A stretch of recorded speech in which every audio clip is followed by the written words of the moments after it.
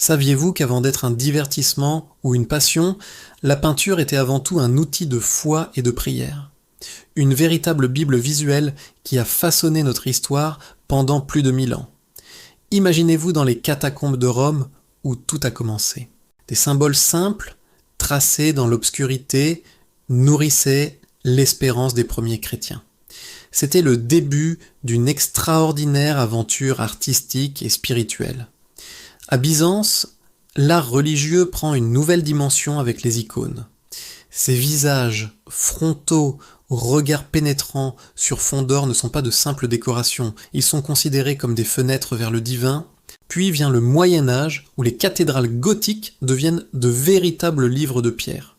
Leurs fresques et vitraux colorés racontent des histoires bibliques à un peuple qui ne savait pas lire. Chaque image est un sermon, chaque couleur porte un message. La Renaissance bouleverse tout.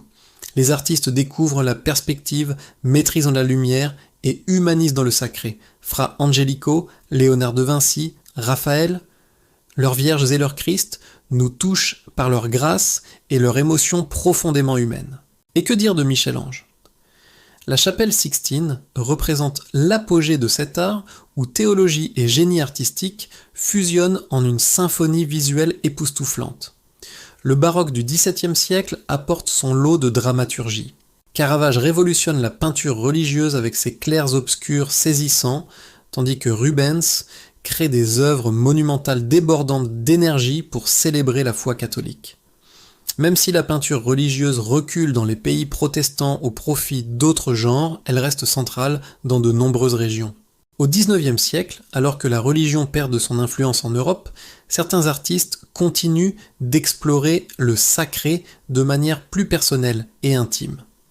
Aujourd'hui, la peinture religieuse existe toujours, mais son rôle a changé. Elle n'est plus là pour enseigner la Bible aux illettrés, mais pour explorer le sacré de manière symbolique, parfois critique, toujours profonde. De la catacombe romaine à la chapelle Sixtine, la peinture religieuse nous raconte 1000 ans de spiritualité. Elle nous pose encore aujourd'hui une question essentielle.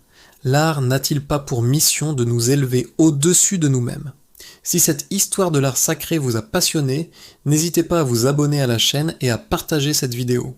On se retrouve bientôt pour explorer d'autres facettes fascinantes de l'histoire de l'art.